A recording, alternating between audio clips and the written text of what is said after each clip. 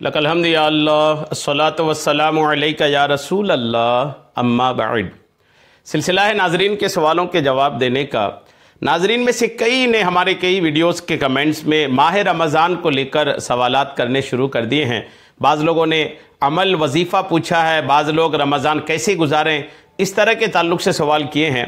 मैं इस क्लिप में रमज़ानुल मुबारक कैसे गुजारें इस पर कुछ बातें आपको पेश करता हूं, ताकि हमारे नाजरीन जो हमें फॉलो करते हैं, देखते हैं, इनके लिए कुछ बेहतर रहनुमाई में पेश कर सकूं। अर्ज़ यह है कि रमज़ान के पुरबहार लम्हात में मुझे भी अपने दुआओं में ज़रूर याद रखिएगा। अपने मौजू की तरफ आइए कि रमज़ानुल मुबारक कैसे गुजारें। रमज़ानुल मुबारक में सबसे अफजल इबादत रोज़ा है। रोज़ा सबसे अफजल है। रोज़ा रखकर दिगर अमल करना है। रोज़ा बहुत कदीम इबादत है।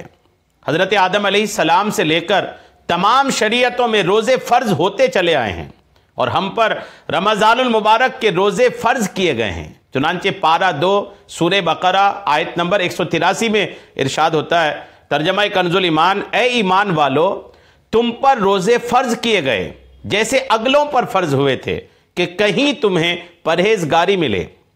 इस आयत करीमा से मालूम हुआ कि रमज़ान शरीफ के रोज़े फ़र्ज हैं।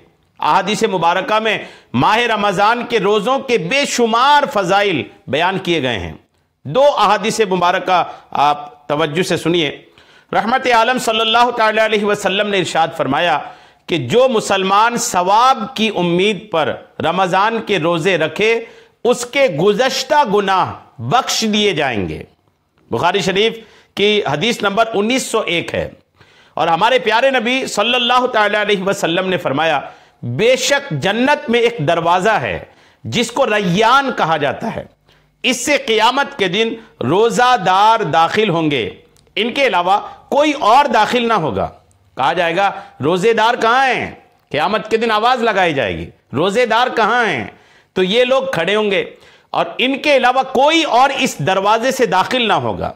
रोज़ादार के अलावा कोई भी उस दरवाज़ा से दाखिल जन्नत में नहीं हो सकेगा। जब ये दाखिल हो जाएंगे तो दरवाज़ा बंद कर दिया जाएगा, फिर कोई उस दरवाजे से दाखिल ना होगा। बुखारी शरीफ की हदीस नंबर 1896 में यह हदीस पाक मज़कूर है। माह रमज़ान और उसके रोज़े रब्बे करीम की 2 अजीम नेमत है। वो अजीम नेमत है जिस पर हम उसका जिस कदर शुक्र अदा करें वो कम और कम है। यूं तो रब्बे करीम के हम पर बेशुमार एहसानात हैं। साल के 12 महीनों में उसकी अताओं और नवाजिशों के दरवाजे हम गुनहगारों के लिए दिन रात खुले रहते हैं, मगर इस माह मुबारक की इब्तिदा से इंतहा तक मगफिरत व रिजवान के परवाने तकसीम होते रहते हैं। रोज़ादारों की हर लम्हे नेकियां बढ़ती रहती हैं और उनका हर लम्हा इबादत में शुमार होता है और रोज़ादारों की दुआएं रब्बे करीम की बारगाह में कबूल होती हैं। चुनांचे हुजूर पुन्नूर सल्लल्लाहु तआला अलैहि वसल्लम ने इरशाद फरमाया, हर रोज़ादार की एक दुआ कबूल होती है। अगर वो चाहता है कि उसकी दुआ कबूल हो तो रमज़ान की हर रात जब रोज़ादार इफ्तार करे तो ये कहे, या वासी अल मगफिरती इगफिर ली, यानी ए वसी मगफिरत वाले, यानी बहुत मगफिरत वाले, मेरी मगफिरत फरमा। जिसको अपनी दुआओं की कबूलियत के लिए चिंताएं हैं, परेशान हाल हैं, उनके लिए एक बहुत बड़ा अमल मिल गया कि आप रोज़ाना रोज़ा इफ्तार के वक्त आप ये पढ़ लिया करें, या वासी अल मगफिरत इगफिर ली, या वासी अल मगफिरत इगफिर ली, आप इसको पढ़ लिया करें। जी हाँ, ये वसी मगफिरत वाले, मेरी मगफिरत फरमा होगा ये कि उस बंदे की दुआएं कबूल होगी। मसनद शिहाब के हदीस नंबर 1031 में है ये। लिहाजा हमें चाहिए कि माह रमज़ान के रोज़े पाबंदी से रखकर रहमत इलाही के मुस्तहिक बने।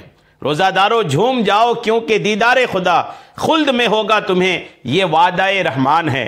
2 जहां की नेमतें मिलती हैं रोज़ादार को, जो नहीं रखता है रोज़ा वो बड़ा नादान है।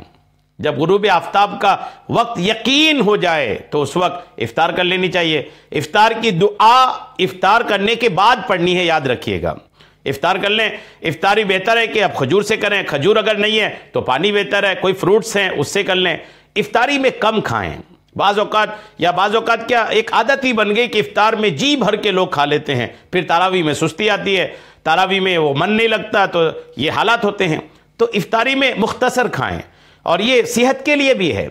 दिन भर आपने अपने पेट को भूखा रखा, आपका जो इंजन है, आपका लीवर है, दिन भर खामोश रहा, उसके बाद अचानक आपने उसको इतना सारा दे दिया कि दिन भर का सारा सुकून उससे छीन लिए। तो ये लीवर के लिए भी तिब्बी एतबार से, मेडिकली हिसाब से भी ये नुकसान है, और शरई एतबार से भी, और एक औलिया किराम के तरीक़े के एतबार से भी देखें तो कम खाना, और ख़ासकर इफ्तारी के वक्त कम खाएं।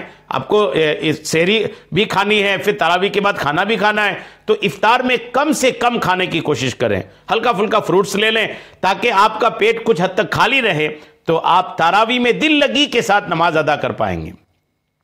ये इफ्तारी के वक्त है। और इफ्तार की जो दुआ मैंने आपको पेश किया कि दुआ जो इफ्तारी की है वो आपको इफ्तार करने के बाद पढ़नी है।